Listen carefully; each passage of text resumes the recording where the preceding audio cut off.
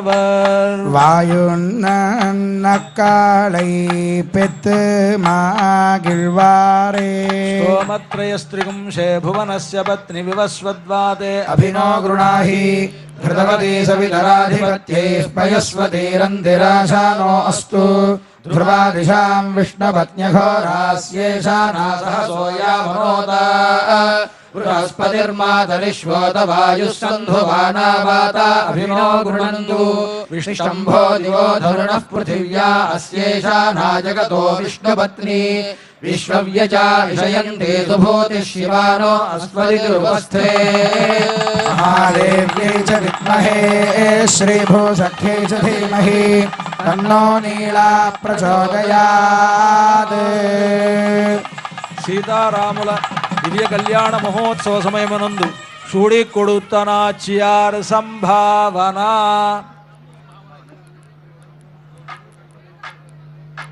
ఇప్పుడు కారణమాయనం అయిన తర్వాత స్వామివారికి అమ్మవారికి ఇద్దరికి అక్షతారోపణం, తలంబరాల వేడుక.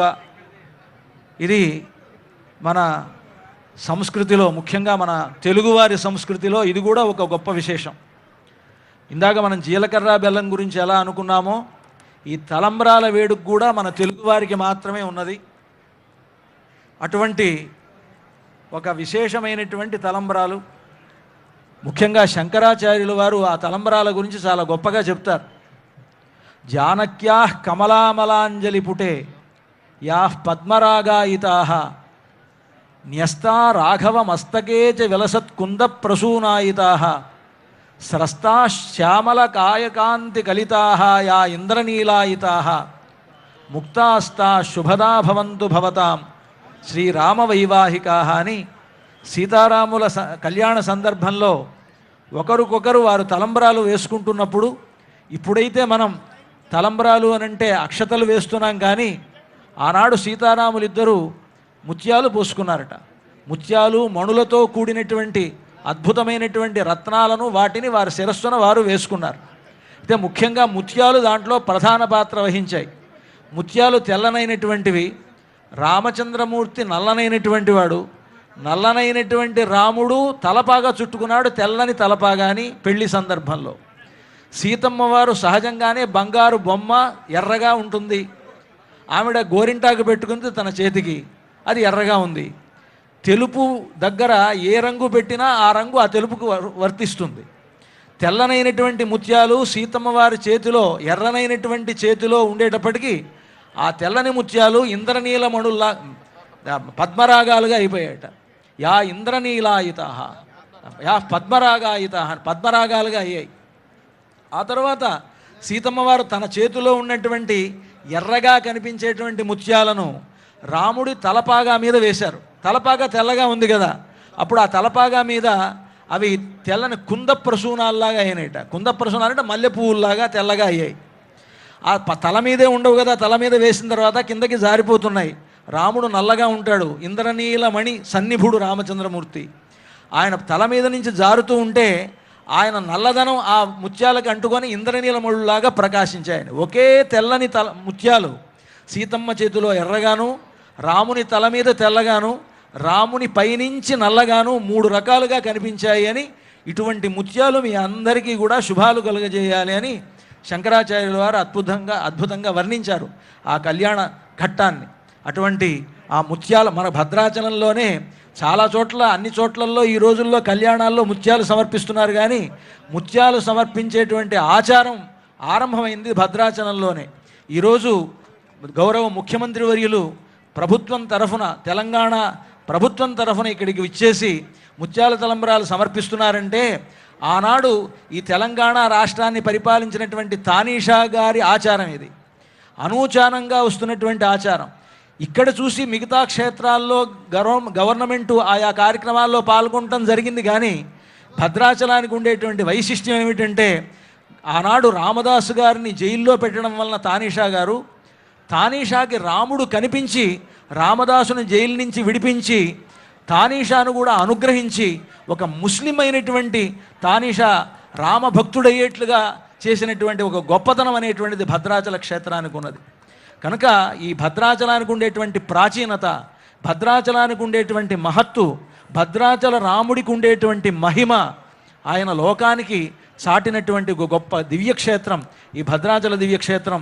ఈనాడు ఆ ఆచారాన్ని, ఆ సంప్రదాయాన్ని కాపాడుతూ తెలంగాణ రాష్ట్ర ముఖ్యమంత్రి గారు ఇక్కడికి విచ్చేసి, వారే కాక వారి పరివారంగా ఉన్నటువంటి ఉప ముఖ్యమంత్రి గారు, మన మంత్రివర్యులు, మన దేవాదాయ శాఖ మంత్రి అందరూ వచ్చి ఈనాడు రామచంద్రమూర్తి యొక్క సేవలో పాల్గొంటూ ఉన్నారు. మరొక గొప్ప విశేషం ఈనాటి కళ్యాణానికి, పరాభవనామ సంవత్సర శ్రీరామనవమి కళ్యాణోత్సవానికి ఏమిటి విశేషం అంటే, ఈరోజు ముఖ్యమంత్రి వర్యులు అక్కడ సరిగ్గా ఈ పునరుద్ధరణ కార్యక్రమాలని ప్రారంభించి వస్తున్నారు.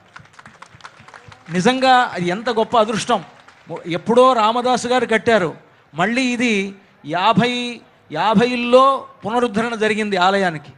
58లో ఆ పునరుద్ధరణ, 68లో 50లో ప్రారంభమైనటువంటి పునరుద్ధరణ 68లో ఆలయం అనేటువంటిది ఆవిష్కరింపబడింది. ఈ కళ్యాణ మండపం ఇక్కడ మనం ఉంటున్నామంటే 68లో ఇది ఆవిష్కరింపబడింది.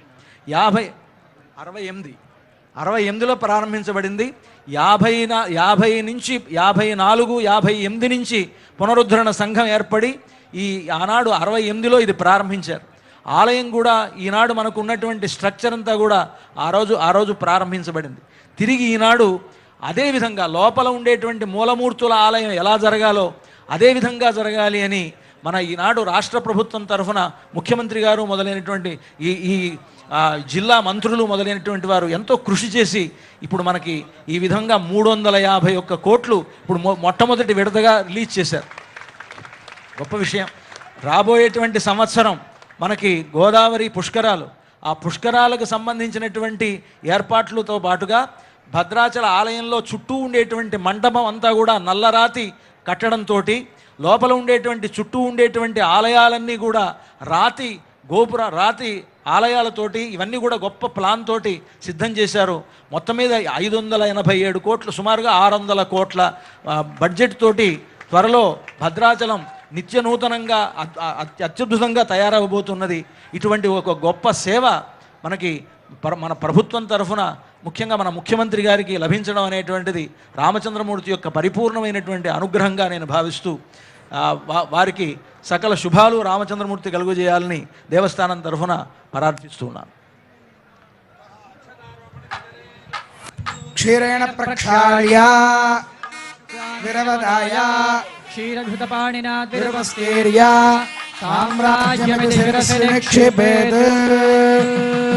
ఓం ప్రజాపతి స్త్రియాయశః ముష్కయోరజధాత్సవం కామస్య తృప్తిమానందం తస్యాగ్నే భాజయేహమా మోదః ప్రమోద ఆనందః ముష్కయోర్నిహితः సవః తృప్వేవ కామస్య తృప్యాని దక్షిణానాం ప్రతిగ్రహే మనసశ్చిత్తమాకూతిం వాచः సత్యమసేమహే పశూనాం రూపమన్నస్య యశశ్రీశ్రగితాం మయి యథాహమస్యా తృప్తగ్స్త్రియై పుమాన్ యథాస్తే తృప్యతే పుంసి ప్రియే ప్రియా ఏవం భగస్య తృప్యాని యజ్ఞస్య కామ్యః ప్రియః దదామీత్యగ్నిర్వదతే హంతే వాయురాదత్ హంతేతి సత్యం చంద్రమా ఆహ ఆదిత్యः సత్యమోమితి ఆపస్తత్ సత్యమాభరన్ యశో యజ్ఞస్య దక్షిణా.